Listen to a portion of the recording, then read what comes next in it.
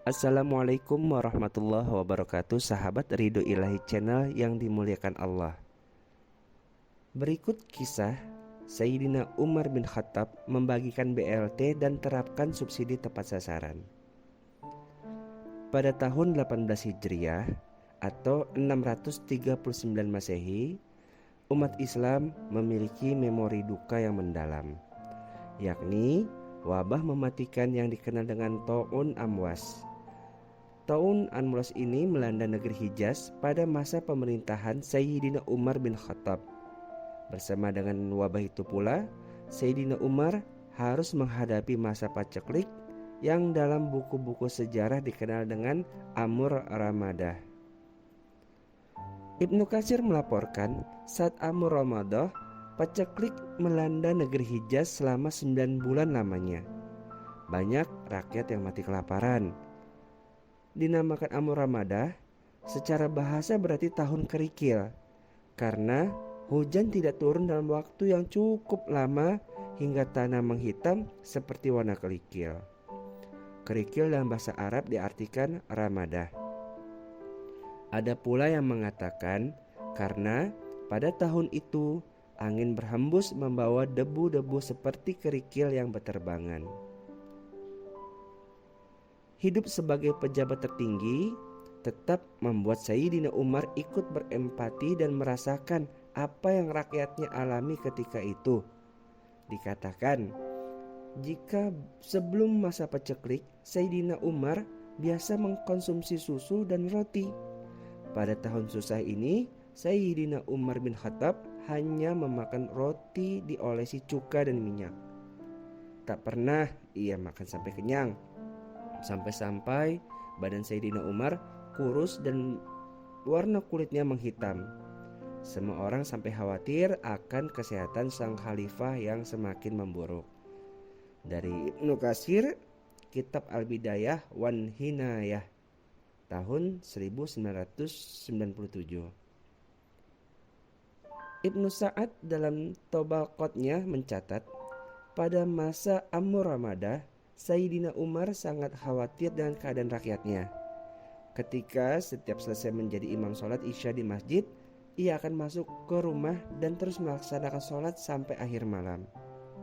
Selesai sholat, ia berpatroli mengelilingi penjuru Madinah. Ibnu Umar berkata, "Sekali malam aku mendengar Umar memanjatkan doa begini, Ya Allah, jangan engkau jadikan masa pemerintahanku sebagai kehancuran bagi umat Muhammad."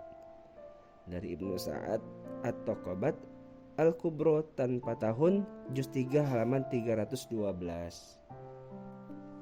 Ibnu Katsir mengikhbarkan kondisi mencekam saat tahun paceklik ini. Saat Sayyidina Umar berpatroli, ia melihat semua wajah rakyatnya sangat murung, tak ada senyum sedikit pun. Di rumah-rumah mereka terdiam dan tidak ada percakapan satu sama lain. Begitupun tidak ada orang yang meminta-minta seperti biasa. Ibnu Katsir, Al-Bidayah wan Hinayah. Subsidi untuk janda kelaparan. Salah satu langkah yang Sayyidina Umar bin Khattab lakukan untuk memastikan keadaan rakyatnya baik-baik saja di tengah paceklik yang melanda adalah dengan berpatroli dari satu rumah penduduk ke rumah lainnya. Hingga satu malam ia berkeliling untuk melakukan pemantauan. Saat itu dia pergi seorang diri. Zaid bin Aslam yang melihat sang khalifah lantas meminta izin untuk mendampingannya. "Izinkan aku untuk mendampingmu, wahai Amirul Mukminin," pinta Zaid. Sayyidina Umar menjawab, "Ya, silahkan." Lalu mereka berdua berkeliling kota Madinah dan sekitarnya. Hingga sampai di luar Madinah, tampak dari kejauhan sebuah cahaya. "Sepertinya di sana ada musafir," kata Sayyidina Zaid. Penasaran, keduanya pun mendekat sumber cahaya itu. Ternyata itu adalah nyala api milik janda tua dengan 3 anak kecil yang semuanya sedang menangis. Wanita itu sedang memasak sesuatu dalam panci sambil menyumpahi Sayyidina Umar dalam doanya. "Wahai Tuhanku, berilah balasan terhadap Umar. Ia telah berbuat zolim. Enak saja kami rakyatnya kelaparan, sementara dia hidup serba berkecukupan," kata si wanita. Mendengar ucapan wanita itu, Sayyidina Umar pun menghampirinya dan mengucapkan salam. "Bolehkah kami masuk?" kata Sayyidina Umar dengan lembut. Wanita tadi menjawab, "Silahkan." Wanita tadi tidak tahu bahwa lelaki yang menghampirinya adalah sang khalifah. Sayyidina Umar menanyakan tentang kondisinya dan keadaan anak-anaknya. "Kami datang dari jauh. Aku dan anak-anakku kelaparan. Aku tak punya apa-apa dan tidak bisa berbuat apa-apa," tarang wanita itu dengan nada sendu. "Lalu, apa yang kau masak di panci ini?" "Itu hanya air mendidih agar anak-anak mengira aku sedang memasak makanan. Dengan begitu mereka akan terhibur." Mendengar semua itu, Sayyidina Umar sangat malu, sedih, dan tentu merasa sangat berdosa. Ia pun berpamit untuk pergi dan menuju sebuah toko untuk membeli banyak sembako. Dalam riwayat lain menyebut ia menuju Baitul Mal. Ia meminggulnya menuju kediaman wanita tadi. "Wahai Amirul Mukminin, turunkan bawaanmu, biar aku saja yang memikulnya," pinta Zaid. "Jangan, biar aku saja yang membawanya.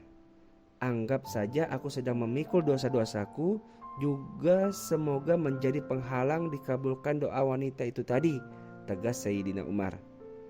Sambil memikul sekarung sembako yang begitu berat menuju rumah janda tadi, Sayyidina Umar terus menangis karena sangat merasa berdosa. Sesampainya di rumah wanita itu, Sayyidina Umar memberikan semua sembako itu dan berdoa, "Semoga Allah memberimu balasan terbaik," kata si wanita tadi.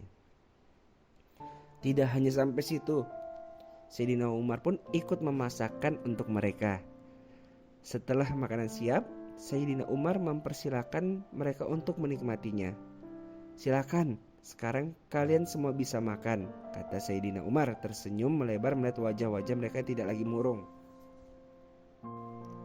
"Ibu, mulai sekarang tidak perlu lagi mendoakan keburukan untuk Umar ya. Mungkin dia belum mendengar kabar ada kalian kelaparan di sini," kata Sayyidina Umar dengan lembut.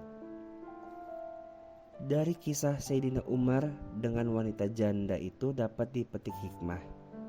Seorang pemimpin harus berlaku seadil-adilnya terhadap rakyat. Saat rakyat sengsara, pemimpin harus segera mengambil langkah cepat agar segera teratasi. Kita lihat saat Sayyidina Umar tahu ada satu rakyat yang kelaparan, ia dengan tanggap memberi subsidi langsung dan tepat sasaran. Selain itu, kita juga bisa meneladani Sayyidina Umar yang dengan legowo menerima kritik dari rakyatnya. Saat janda itu menyumpahi sang khalifah karena dikira telah berbuat zolim, sedikit pun tak membuat Sayyidina Umar bin Khattab tersinggung.